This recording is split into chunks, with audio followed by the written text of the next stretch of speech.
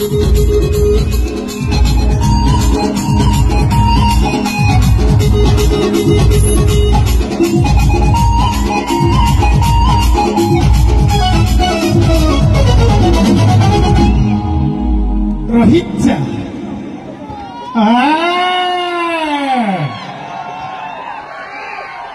ଯେତେକ ମୋବାଇଲ ରଖିଛନ୍ତି ଆଗେ କୋଉଠି ଗୋଟେ ସାଇଲେଣ୍ଟ କରି କଣ୍ଡିସନ ଟିକେ ରଖିଦିଅ।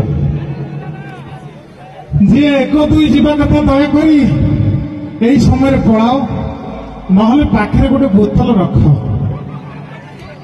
ଯିଏ ପାନ ପୁଡ଼ିଆ ଗୁଟୁକା ସଫଲ ବିମଲ ରକେଟ ଖଇନି ସାଇକେଲ ଖଇନି ଖାଇବା କଥା ଦୟାକରି ଅଣ୍ଟିରେ ଜାଗି ଦିଅ, ଅଧଘଣ୍ଟା ପରେ ଖାଇବ।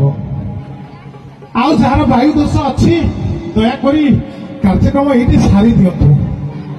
କାହିଁକିନା ଅଧଘଣ୍ଟା ବର୍ତ୍ତମାନ ଆପଣ କୁଆଡେ ହଲିବେନି, ମୁଁ କୁଆଡେ ହଲିବିନି। ଗୋଟେ ବୋବାଲ କରିବା କଣ